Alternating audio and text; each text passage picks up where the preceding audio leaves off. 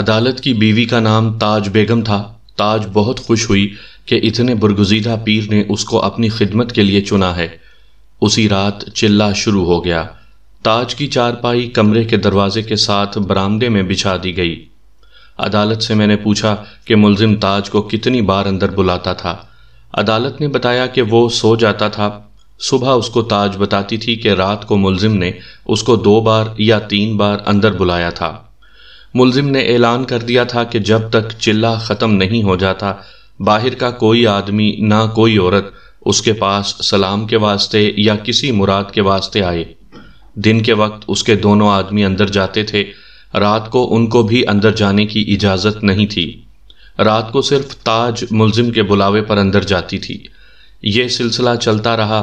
ملزم اور اس کے دونوں ساتھیوں کو پرتکلف کھانے کھلائے جاتے تھے۔ ملزم 3 سیر دودھ روزانہ، گھی میں تلے ہوئے 4 پراٹھے اور ایک پوری مرغی بھنی ہوئی کھایا کرتا تھا۔ اس گھر کے سامنے لوگوں کا جم گھٹا لگا رہتا تھا۔ وہ عدالت کی اور ملزم کے ساتھیوں کی منتیں کرتے تھے کہ انہیں پیر صاحب کے صرف سلام کے لیے اندر جانے دیا جائے۔ بعض عورتیں اپنے بیمار بچوں کو اٹھائے سارا دن وہاں باہر بیٹھی رہتی تھیں۔ تفتیش کے دوران مجھ کو پتہ لگا تھا کہ یہ جو لوگ باہر اکٹھے ہوئے رہتے تھے ان میں سب سے زیادہ تعداد ان فوجیوں کی ماؤں باپوں وغیرہ کی ہوتی تھی جو جنگ میں گئے ہوئے تھے۔ اس نے پوری 8 راتیں چلہ کیا۔ عدالت نے اپنے بیان میں کہا، سچی بات ہے جی، میں بہت خوش تھا کہ گھر سے خزانہ نکلے گا۔ اس نے کہا تھا کہ سونے کی ڈلیاں ہیں۔ چلہ ختم کر کے اس نے مجھ کو اندر بلایا اور کہنے لگا کہ وہ اس خزانے کو ہاتھ ڈالنے کی جرت نہیں کر سکتا۔ وجہ یہ بتائی کہ شاہ سلیمان کا ایک جن خزانے کے پہرے پر موجود رہتا ہے۔ اس نے یہ بھی بتایا کہ چلے سے اس کو یہ پتہ لگ گیا ہے کہ خزانہ کہاں ہے۔ خزانہ ساتھ والی کوٹھڑی میں ہے اور اس پر کالا ناگ نہیں ہے۔ عدالت نے ملزم کی اتنی منت سماجت کی کہ اس کے پاؤں پکڑ لیے اور کہا کہ وہ منہ مانگا نذرانہ پیش کرے گا، کسی طرح اس جن کو یہاں سے ہٹا دیں۔ جن ہم کو خبردار کر چکا ہے کہ خزانے کے قریب نہ آنا، ملزم نے عدالت کو بتایا۔ ہم نے اس کو راضی کرنے کی بہت کوشش کی ہے، لیکن وہ سیدھے ہاتھوں راضی نہیں ہوگا۔ ہم اس کو اندھا کر سکتے ہیں، لیکن اس کارروائی میں ہماری اپنی جان کو خطرہ ہے۔ اس نے 2 مرتبہ کہا، ہم کر سکتے ہیں، ہم کر سکتے ہیں۔ قصہ مختصر یہ کہ عدالت اور اس کی بیوی نے مل کر ملزم کی منت سماجت کی تو ملزم 500 روپے پر راضی ہو گیا۔ آج شاید آپ کو 500 روپیہ بہت معمولی رقم لگتی ہوگی، اس وقت کے 500 کو آپ آج کے کئی ہزار روپے سمجھیں۔ عدالت نے 500 روپیہ ملزم کے آگے رکھ دیا، ساتھ 2 گھوڑا بوسکی کی قمیض اور شلوار کا کپڑا اور ایک زری جوتی سچے تلے والی دینے کا وعدہ بھی کیا۔ ملزم نے کہا کہ 3 راتوں کو مزید چلہ کشی ہوگی۔ اس کے لیے اس نے عدالت سے 80 روپے لے کر اپنے ایک ساتھی کو دیے اور کہا کہ اس کو گھوڑی دو جس پر یہ شہر جائے گا اور کچھ چیزیں ساتھ لے کر آئے گا۔ اس کا ساتھی اسی وقت روانہ ہو گیا اور دن کے پچھلے پہر واپس آیا۔ عدالت کو معلوم نہیں تھا کہ وہ کیا سامان لایا تھا۔ ملزم نے عدالت کو کہا کہ اس کی بیوی شام کو غسل کرے اور وہ سرخ کپڑے پہن کر ملزم کے ساتھ کمرے میں رہے گی۔ لباس بالکل سرخ ہونا چاہیے، ازار بند بھی سرخ ہو، دوپٹہ بھی سرخ اور پاؤں سے ننگی ہو، اس کا باوضو ہونا ضروری ہے۔ یہ پاک عورت مجھ سے پورے 7 قدم دور بیٹھے گی، ملزم نے کہا، اور اس کے دل میں صرف اللہ کا نام ہوگا۔ عدالت بیان دے رہا تھا اور میں سمجھ رہا تھا کہ ملزم نے کس طرح ایکٹنگ کی ہوگی۔ نوسر بازی اور دھوکہ دہی کے استادوں میں ایکٹنگ اور زبان کا جادو ہی تو ہوتا ہے۔ انسان کو دراصل اپنے لالچ کا جادو مرواتا ہے۔ عدالت نے بڑی خوشی سے اپنی بیوی کو ملزم کے ساتھ بیٹھنے کے لیے کمرے میں داخل کر دیا۔ پھر یوں ہوا کہ ملزم نے 3 راتیں تاج کو اپنے ساتھ رکھ کر چلہ کیا۔ تاج صبح سورج نکلنے سے پہلے کمرے سے نکلتی تھی۔ چوتھے روز اس نے کدال مانگی اور سب کو باہر نکال دیا۔ عدالت نے اپنے بیان میں کہا کہ اندر سے کدال چلنے کی آوازیں آتی رہیں، پھر یہ آوازیں بند ہو گئیں۔ تقریباً 1 گھنٹے بعد ملزم نے دروازہ کھولا اور گھر کے سارے افراد کو اندر بلایا۔ ان کو وہ کوٹھڑی میں لے گیا۔ ایک جگہ سے فرش کھودا ہوا تھا۔ ملزم نے عدالت کو کہا کہ کدال لو اور اس گڑھے کی کھدائی کرو۔ عدالت نے 3 بار کدال ماری، چوتھی بار کدال ماری تو ایسی آواز آئی جیسے لوہے، ٹین یا تانبے وغیرہ پر ضرب لگی ہو۔ ٹھہر جا، ملزم نے کہا، اب ہاتھوں سے گھڑے سے مٹی ہٹا۔ عدالت نے ہاتھوں سے مٹی ہٹائی تو اس کو لوہے کی چمکتی ہوئی چادر سی نظر آئی۔ اس نے خوشی سے لڑکھڑاتی ہوئی آواز میں کہا، یا سرکار، یہ کوئی برتن یا باکس لگتا ہے۔ اچھی طرح دیکھ، ملزم نے کہا۔ عدالت نے اور زیادہ مٹی ہٹائی۔ یہ ڈھکنا ہے، ملزم نے کہا، یہ ایک دیگ پر رکھا ہے، سب دیکھو۔ عدالت کی بیوی، بہن اور ماں نے ہاتھ لگا کر دیکھا، دیگ کا ڈھکنا زمین میں پھنسا ہوا تھا اور اس کا صرف درمیان کا حصہ نظر آ رہا تھا۔ ملزم نے اس پر کدال کا دستہ آہستہ آہستہ مارا، آواز بتاتی تھی کہ اس کے نیچے کچھ اور ہے۔ اسے آگے ابھی تم لوگ نہیں کھود سکتے، ملزم نے کہا۔ کل رات جب گاؤں والے سو جائیں گے تو تم کھدائی شروع کرو گے۔ آج رات اس کوٹھڑی میں دیا جلا دینا جو ساری رات جلتا رہے۔ ہم آج رات یہاں نہیں ہوں گے، ہمیں شاہ سلیمان کے دربار میں حاضری دینی ہے۔ تم لوگوں نے ہم سے ایک گناہ کروایا ہے، ہم نے اس خزانے کے پہرے دار جن کو دھوکے سے یہاں سے بھگایا ہے۔ ہمارے لیے ضروری ہو گیا ہے کہ شاہ سلیمان کے دربار میں جا کر معافی مانگیں۔ اگر ہم وہاں نہ گئے تو ہماری جان خطرے میں پڑے گی۔ شاہ سلیمان کا دربار کتنی دور ہے سرکار؟ عدالت نے پوچھا۔ اس بھید کو تم نہیں پا سکتے، ملزم نے کہا۔ جو ہم کو نظر آتا ہے وہ تم نہیں دیکھ سکتے۔ ہم سے کچھ نہ پوچھو، کل شام کو ہم پھر تمہارے پاس ہوں گے۔ وہ ایسی آواز میں بول رہا تھا جیسے خواب میں بول رہا ہو۔ کہنے لگا، ہم کو اس خزانے کے ساتھ کوئی دلچسپی نہیں۔ اللہ نے جو خزانہ ہمیں دیا ہے وہ تم لوگ خواب میں بھی نہیں دیکھ سکتے۔ یہ خزانہ تمہارا ہے۔ ہمارے من کی موج تھی کہ تم کو خزانہ دکھا دیا، نکال لو اور عیش کرو۔ ملزم اگلی شام واپس آنے کا کہہ کر چلا گیا۔ عدالت نے اسی وقت کوٹھڑی میں مٹی کا دیا جلا دیا۔ وہ دن گزرا اور رات بھی گزر گئی۔ اگلا دن گزرا مگر ملزم واپس نہ آیا۔ اس کے دونوں ساتھی اس کے ساتھ چلے گئے تھے۔ شام کو عدالت کا بھائی جو کیپٹن تھا چھٹی پر آ گیا۔ اس کے آنے کا پہلے کسی کو معلوم نہیں تھا۔ عدالت کو پتہ لگا کہ بڑا بھائی چھٹی آیا ہے تو وہ اس کو ملنے کے لیے چلا گیا۔ بڑے بھائی کو اس کی بیوی بتا چکی تھی کہ عدالت کے گھر ایک پہنچ والا پیر بہت دن ٹھہرا رہا ہے۔ عدالت ملنے کے لیے گیا تو بڑے بھائی نے اس سے پیر کی بابت پوچھا۔ عدالت نے اس کو پیر کی کرامات سنا کر بتایا کہ پیر خزانے کا منہ کھول گیا ہے اور آج رات خزانہ نکالنا ہے۔ رات کو کیپٹن عدالت کے گھر گیا۔ عدالت اس کو کوٹھڑی میں لے گیا۔ خزانے کی کھدائی کا وقت ہو گیا تھا۔ کیپٹن نے عدالت کو کہا کہ وہ کھدائی کرے۔ عدالت نے ڈھکنے سے مٹی ہٹائی اور ڈھکنا اٹھا لیا۔ اس کے نیچے کچھ بھی نہیں تھا۔ عدالت پاگلوں کی طرح کدال چلانے لگا، لیکن سوائے مٹی کے وہاں کچھ بھی نہیں تھا۔ کیپٹن سمجھ گیا کہ اس کا چھوٹا بھائی نوسر بازی کا شکار ہو گیا ہے۔ اس نے ڈھکنے کو اچھی طرح دیکھا اور اپنی ماں، بہن اور عدالت کی بیوی کو کہا کہ یہ آج کل کی بناوٹ کا تھال ہے، اپنے برتن دیکھو۔ ماں کو کچھ یاد آ گیا۔ اس نے کوٹھڑی میں ادھر ادھر دیکھا۔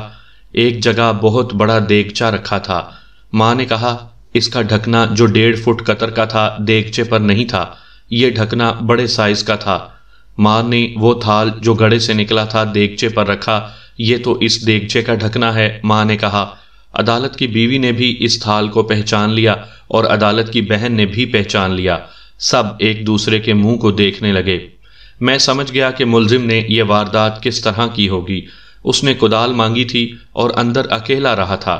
اس نے فرش کھودا اور وہیں سے دیگچے کے اوپر سے تھال اٹھا کر گڑھے میں رکھ دیا اور اس پر مٹی ڈال کر مٹی کو کوٹ دیا۔ پھر عدالت کو بلا کر کہا کہ گڑھے کو اور کھودو۔ اس نے کھودا تو تھال نظر آتے ہی ملزم نے اس کو روک دیا اور خود شاہ سلیمان کے دربار میں حاضری دینے کے بہانے وہاں سے کھسک گیا۔ ملزم کو وہاں سے گئے 1 رات اور 2 دن گزر گئے تھے۔ ایک اور رات گزر گئی۔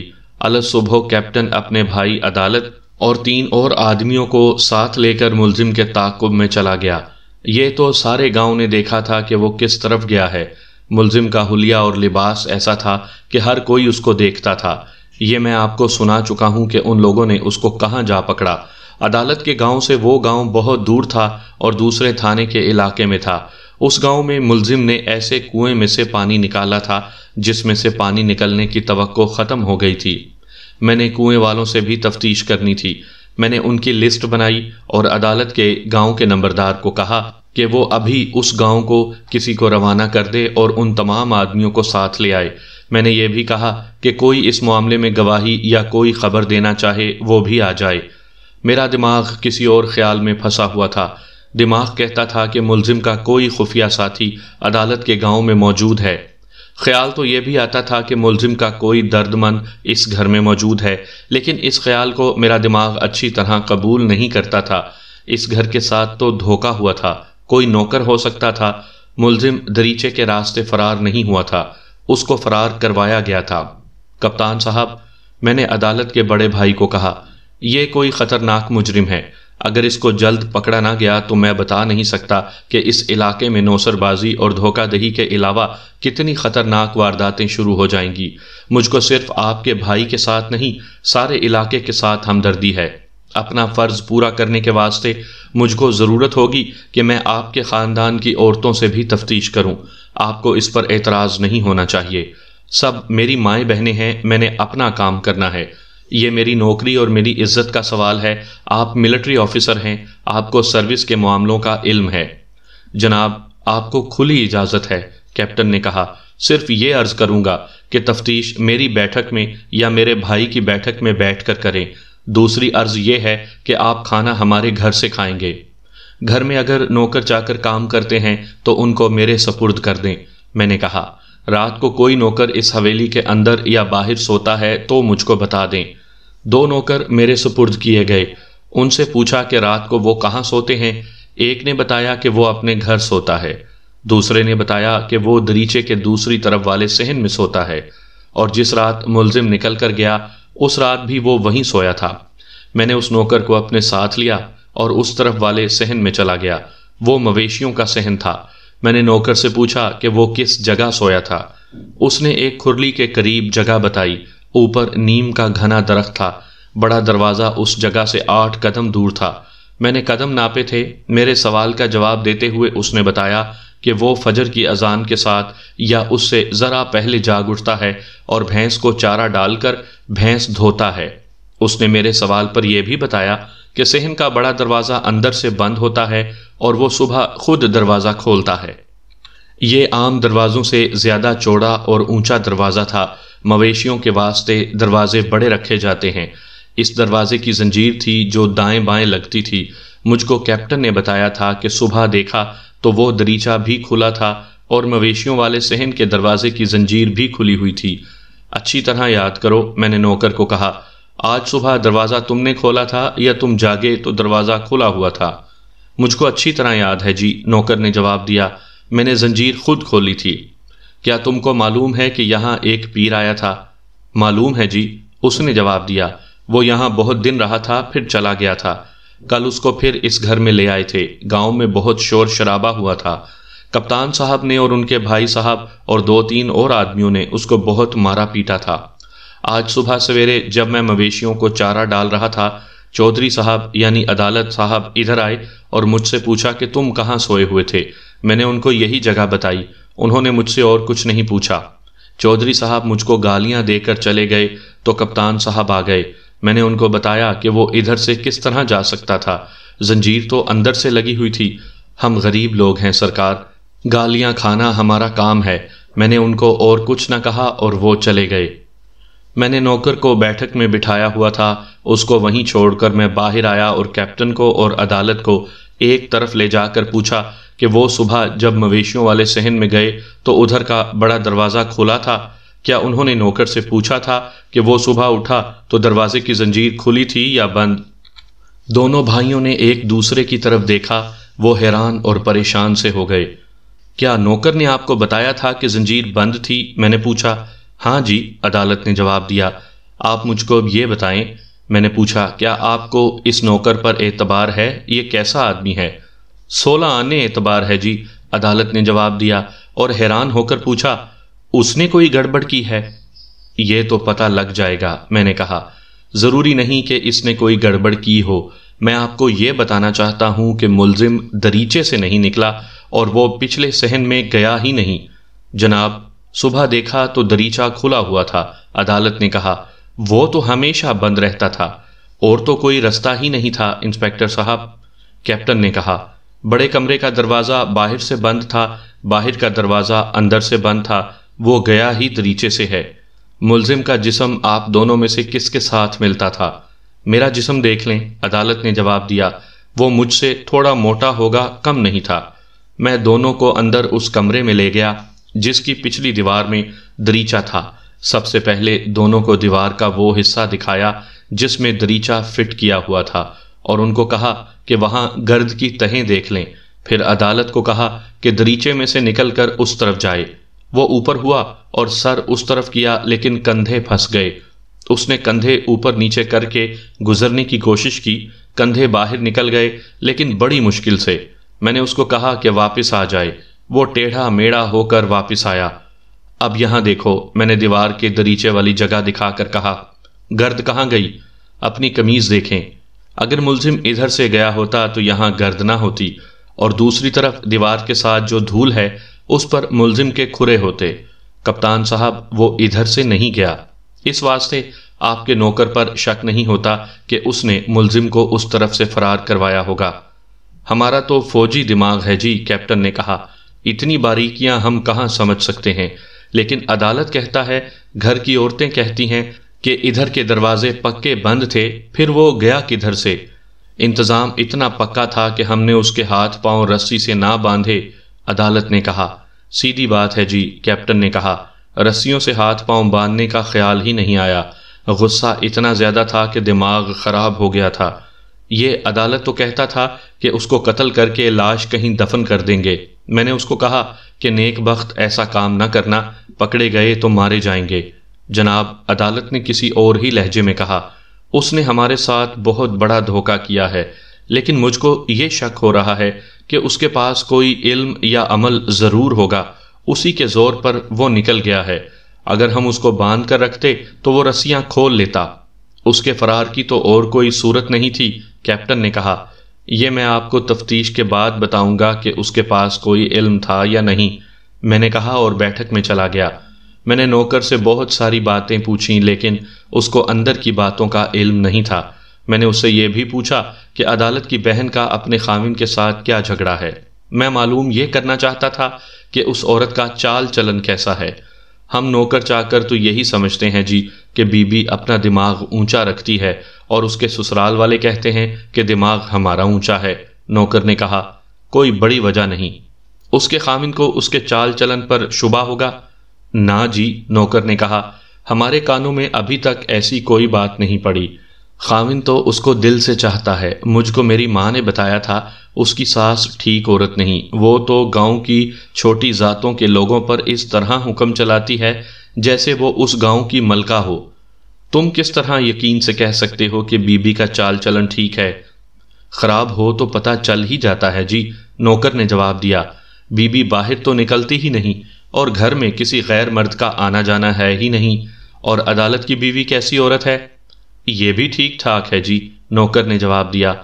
اس سے میں نے ملزم کی بابت کچھ پوچھا، لیکن وہ کچھ نہ بتا سکا۔ کہتا تھا کہ نوکروں کو اس کمرے میں جانے کی اجازت نہیں تھی جس میں ملزم کو ٹھہرایا گیا تھا۔ اس نوکر سے اور کچھ پوچھنا بیکار تھا۔ دوسرے نوکر سے بھی تفتیش کی، لیکن وہ بھی مجھ کو صاف نظر آیا۔ رات ہو گئی تھی، میں گاؤں میں رکا رہا۔ رات کو میں نے آرام کرنے کا ارادہ چھوڑ دیا۔ اس قسم کی تفتیشوں میں پولیس کچھ اور کارروائیاں بھی کرتی ہے۔ دوسرے تھانوں کو ملزم کا حلیہ لکھ کر اطلاع دی جاتی ہے کہ یہ ملزم مفرور ہے، اس کو پکڑا جائے۔ میں نے ASI کو تھانے میں اطلاع بھیج دی تھی کہ وہ یہ کارروائی پوری کرے۔ ایسی کارروائیاں آپ کے واسطے دلچسپ نہیں ہوں گی۔ رات کو میں نے عدالت کی بہن کو بیٹھک میں بلا کر بٹھا لیا اور اس کو کہا کہ وہ مجھ کو تھانے دار نہ سمجھے۔ اس کے دماغ سے گھبراہٹ اور بیگانگی اتارنے کے لیے میں نے ہمدردی کے لہجے میں اس کی خاوند کے ساتھ ناچاکی کی باتیں شروع کر دیں۔ میں نے جان بوجھ کر اس کے خاوند کے خلاف بات کی۔ اس نے مجھ کو فوراً روک دیا اور اپنے خاوند کی تعریفیں شروع کر دیں۔ وہ اپنی ساس کو برا کہتی تھی۔ اس کی ساس کی بابت ان کا نوکر بھی مجھ کو بتا چکا تھا کہ شیطان عورت ہے۔ عدالت کی بہن نے بتایا کہ اس کی ساس فتنے اور فساد پیدا کر کے خوش رہنے والی عورت ہے۔ یہ چونکہ اس کی زندگی کا اور اس کے جذبات کا معاملہ تھا اور میں ہمدردی کے رنگ میں باتیں کر رہا تھا، اس واسطے وہ دل میں رکی ہوئی ساری باتیں کرنے لگی۔ میں نے اپنا لہجہ اور رویہ اور زیادہ دوستوں جیسا کر لیا۔ میں نے یہ ارادہ کیا تھا کہ انہی باتوں میں سے بات نکال کر ملزم کی بابت بات چھیڑوں گا، اور میرے دماغ میں جو سوال اور وہم پیدا ہو گئے تھے وہ آہستہ آہستہ اس کے آگے رکھتا جاؤں گا۔ اپنے خاوند کی بابت وہ بہت جذباتی تھی، وہ بھی اس کو اتنا ہی چاہتا تھا۔ اس نے بتایا کہ وہ 1 سال سے اپنے گھر بیٹھی ہوئی ہے اور 6-7 مرتبہ اپنے خاوند کو اس طرح مل چکی ہے جس طرح ایک دوسرے کو چاہنے والے مرد عورت جو میاں بیوی نہ ہوں لوگوں سے چوری ملا کرتے ہیں۔ میں نے اس سے نہیں پوچھا کہ وہ ملاقات کا وقت اور دن یا رات کس کی معرفت ملا کرتے تھے۔ ان کی ملاقات گاؤں سے باہر رات کو ہوا کرتی تھی۔ اس سے مجھ کو اندازہ ہوتا تھا کہ اس کی ساس کتنی زبردست فسادن تھی کہ اس کا بیٹا اس کے آگے اتنی سی بات نہیں کر سکتا تھا کہ وہ اپنی بیوی کو چاہتا ہے۔ یہ جو پیر تمہارے گھر آیا تھا، میں نے کہا، تم نے اس کو کہا ہوگا کہ تمہاری ساس تم کو آباد نہیں ہونے دیتی۔ اس نے خود ہی یہ بات کہہ دی تھی، اس نے کہا، اور میں حیران ہوئی تھی کہ اس نے میرے چہرے سے میرے دل کا حال معلوم کر لیا ہے۔ یہ تو غیب کا علم رکھتا ہے۔ وہ کہتا تھا کہ مجھ کو تعویذ دے گا۔ اس نے تعویذ دیا تھا؟ نہیں، اس نے جواب دیا۔ اب تو سب کو پتا چل گیا ہے کہ وہ دھوکے باز تھا۔ مجھ کو پہلے ہی شک ہو گیا تھا۔ وہ چپ ہو گئی اور اس کا سر جھک گیا۔ میں بچہ تو نہ تھا، میں نے ان علاقوں میں تھانے داری کی ہے جن علاقوں میں پیروں کی حکمرانی آج تک قائم ہے۔ میں نے کئی وارداتوں میں پیروں کو اور ان کی بعض مریدنیوں کو شامل تفتیش کیا ہے۔ پوچھ گچھ کے دوران مریدنیوں کے سر اسی طرح جھک جایا کرتے تھے۔ میں ہمدردی سے ان کے سر اوپر کیا کرتا اور وہ بات ان کی زبان سے کہلوا لیا کرتا تھا جو ان کے سر جھکا دیا کرتی تھی۔ عدالت کی بہن کا سر جھک گیا تو یہ میرے واسطے بے معنی نہیں تھا۔ مجھ سے نہ چھپاؤ بی بی۔ میں نے اس کے سر پر ہاتھ رکھ کر سر اوپر اٹھایا اور کہا، مجھ کو معلوم ہے تم کیا بات زبان پر لانے سے شرماتی ہو۔ مجھ کو اپنا بھائی سمجھو، دوست سمجھو، سہیلی سمجھو، تھانے دار نہ سمجھو۔ یہ بات میرے کاغذوں میں نہیں جائے گی، میرے دل میں رہے گی۔ میں نے وہ بات نہیں ہونے دی تھی، اس نے کہا۔ اس نے مجھ کو اکیلے میں اپنے پاس بٹھایا تھا اور میرے سر پر ہاتھ رکھ کر میرے سارے جسم پر ہاتھ پھیرا تھا۔ اس نے مجھ کو پوری طرح سنایا کہ اس نے کیا کیا بات اور کیا کیا حرکت کی تھی، اور اس کو اپنا خاوند یاد آ گیا تھا۔ 2 دن پہلے اس کی ملاقات اپنے خاوند کے ساتھ ہوئی تھی اور وہ باقی رات روتی رہی تھی۔ اس کے دماغ میں یہ بات کیل کی طرح ٹھونکی ہوئی تھی کہ وہ اپنے خاوند کی اور اپنے معصوم بچے کی عزت ہے۔ میں نے اس کو کہا کہ تم غیب کی طاقت رکھتے ہو اور تم اللہ کے ولی ہو، تو تم کو ایک عورت سے اتنا گندا واسطہ نہیں ہونا چاہیے۔ اس عورت نے مجھ کو کہا، میں نے اس کو یہ بھی کہا کہ تمہارے دل میں اگر دنیا کا لالچ ہے تو مجھ سے پیسے مانگو، مجھ کو کہو کہ اپنا زیور اتار دو۔ تم کہتے ہو کہ اپنی عزت اتار دو۔ یہ تو نہیں ہو سکتا، یہ تو میرے خاوند کی عزت ہے، جاؤ اس سے مانگو۔ بی بی، میں نے کہا، مجھ کو ایک بات بتاؤ، پیروں مرشدوں کو لوگ اس طرح مانتے ہیں کہ عورتیں اپنی عزت کا نذرانہ دے کر اس کو گناہ نہیں سمجھتیں۔ تمہارے دل میں یہ کیسے آ گئی تھی کہ پیر کے بجائے تمہارا خاوند اچھا ہے؟ آپ اچھے برے کی بات کرتے ہیں، اس نے کہا۔ میں تو اس کو پیر اس وقت بھی برا سمجھتی تھی جب سب لوگ اس کو ولی اور قطب کہتے تھے۔ مجھ کو ایک بات سمجھ نہیں آئی، پیر کوئی بھی ہو اس کا دل خدا سے لگا ہوا ہوتا ہے۔ لوگ کہتے ہیں کہ پیر خدا کے قریب ہوتے ہیں۔ مجھ کو بتاؤ کہ یہ بات درست ہے تو پیر کو دنیا کی عورتوں کے ساتھ کیا واسطہ ہو سکتا ہے؟ کوئی دوسرا آدمی کسی عورت پر بری نظر رکھتا ہے تو اس کو سب گناہ اور بدی کہتے ہیں۔ ایسے پیر کو لوگ گناہ گار کیوں نہیں کہتے؟ یہ عورت ان پڑھ اور دیہاتن تھی، اس کے پاس علم کے الفاظ نہیں تھے، اس واسطے وہ اچھی طرح بیان نہیں کر سکتی تھی کہ اس نے اس پیر کو کیوں دھتکار دیا تھا۔ اس نے محسوس کیا تھا، یا اس طرح کہہ لیں کہ اس کے دل سے آواز آئی تھی کہ یہ شخص اس وقت برگزیدہ پیر نہیں بلکہ ایک حوض کار آدمی ہے۔ اس نے پیر کو اور کچھ نہ کہا اور کمرے سے نکل آئی۔ میں اپنے بھائی کو بتانا چاہتی تھی، اس نے کہا، لیکن میرے بھائی، میری بھابھی اور میری ماں پر اس شخص کا ایسا جادو سوار تھا کہ وہ تو خدا اور رسول کو بھی بھول گئے تھے۔ اس نے ان کے دماغوں میں خزانہ ڈال کر ان کو پاگل کر دیا تھا۔ اگر میں کہتی کہ یہ پیر بدکار ہے تو بھائی مجھ کو مار مار کر بے ہوش کر دیتا اور سب مجھ کو بد دعائی ہوئی اور بے پیری کہتے۔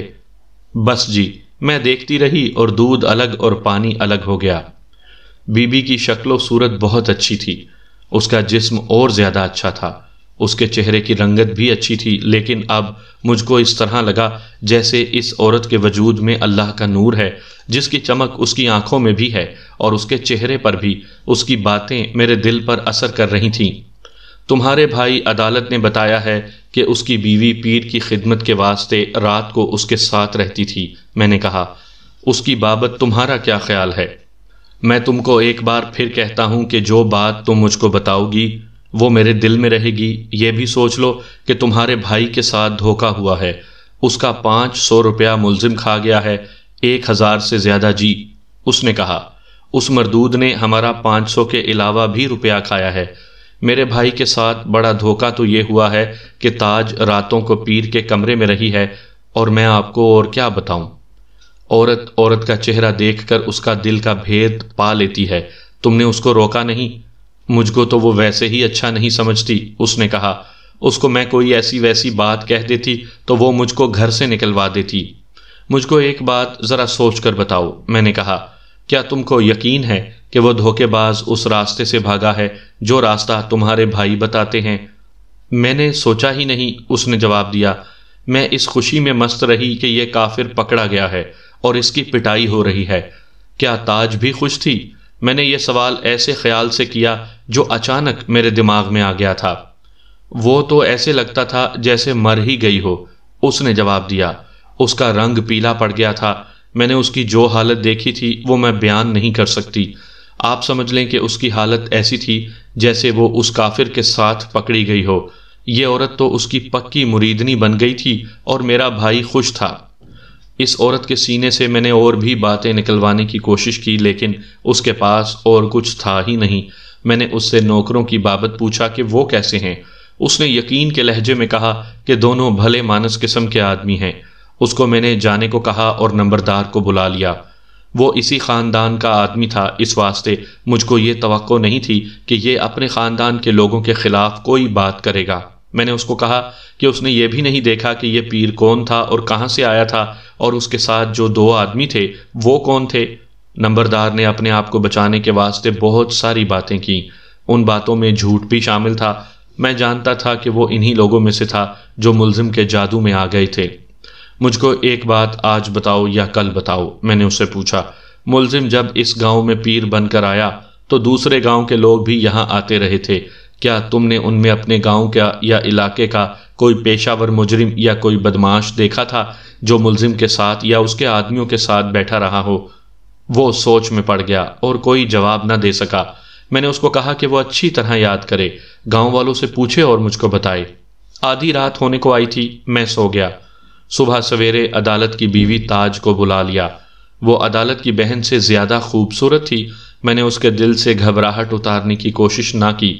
مجھ کو یقین تھا کہ اس نے پیر کے ساتھ راتیں گزاری ہیں اور یہ پاک صاف عورت نہیں۔ مجھ کو معلوم تھا کہ یہ عورت ملزم کو سچا پیر سمجھتی رہی ہے اور یہ دھوکے کا شکار ہوئی ہے۔ میں اس سے کوئی اور بھید لینا چاہتا تھا۔ میں تم کو ایک بات بتا دوں تاج، میں نے اس کو کہا، تم مجھ سے کچھ نہیں چھپا سکو گی۔ یہ پیر بہت بڑا مجرم تھا اور میں مجرموں کا پیر ہوں۔ سب سے زیادہ دھوکہ تمہارے ساتھ ہوا ہے، لیکن جو ہونا تھا وہ ہو گیا ہے۔ تمہارا راز میرے دل میں رہے گا۔ تمہارا خاوند تم کو پاک عورت سمجھتا ہے۔ میں اس کو یہی کہوں گا کہ تم پاک عورت ہو، لیکن میرے آگے جھوٹ نہ بولنا۔ میں تمہارے خلاف کوئی کارروائی نہیں کروں گا۔ اگر مجھ کو ٹرخانے کی کوشش کرو گی تو میں تمہارا کوئی لحاظ نہیں کروں گا۔ اس کے چہرے نے کئی رنگ بدلے، پھر اس کا سر اسی طرح جھک گیا جس طرح اس قسم کی عورتوں کا سر جھک جایا کرتا ہے۔ میں وہ ساری باتیں نہیں لکھ رہا جو میں نے اس کو کہی تھیں۔ میں نے اس کو تانا دینے کے انداز سے کوئی بات نہیں کہی تھی، اس کو ڈرایا بھی نہیں تھا، لیکن اس پر جو گھبراہٹ تھی وہ قائم رہنے دی تاکہ اس کے پاؤں کے نیچے سے زمین نکل جائے۔ کچھ وقت گزرا تو اس کی آنکھوں میں آنسو آ گئے۔ میں نے اپنی باتوں میں آہستہ آہستہ ہمدردی کا رنگ بھرنا شروع کر دیا۔ یہ ایک خاص طریقہ ہوتا ہے جو اس ذہنی حالت والے انسانوں پر بڑا اچھا اثر پیدا کرتا ہے۔ میری صرف ایک بات مان لیں، اس نے روتے ہوئے منت کی۔ صرف ایک نہیں، میں تمہاری ساری باتیں مانوں گا۔ میں نے کہا، تم مجرم تو نہیں ہو؟ اگر تم سے تھوڑی سی غلطی ہو گئی ہے تو میں اس پر پردہ ڈال دوں گا۔ میں یہی کہنے لگی تھی کہ پردہ ڈال دیں۔ اس نے کہا، میں دھوکے میں آ گئی تھی۔ ایک تو اولاد کی خواہش تھی اور دوسرے خزانہ، ان دونوں نے مجھ کو اندھا کر دیا تھا۔ اس نقلی پیر کو میں سچا پیر سمجھتی رہی اور اس نے مجھ کو جو بھی خدمت بتائی وہ میں نے کر دی۔ اب سب کو پتہ لگ گیا ہے کہ یہ نقلی پیر تھا۔ اگر میرے خاوند کو پتہ لگ گیا کہ وہ مجھ کو چلے کے دوران اپنے ساتھ کیوں رکھتا تھا تو خاوند مجھ کو زندہ نہیں رہنے دے گا۔ اگر اس نے میرے اوپر رحم کیا تو مجھ کو طلاق دے دے گا۔ میں وعدہ کر چکا ہوں کہ یہ راز میرے دل میں رہے گا۔ میں نے کہا، بلکہ میرے دل میں دفن ہو گیا ہے۔ میں تم کو صاف بتا دیتا ہوں کہ اس نقلی پیر کو گھر کے کس آدمی نے بھگایا ہے۔ تمہارا کیا خیال ہے وہ کون ہو سکتا ہے؟ تمہارے نوکر کیسے ہیں؟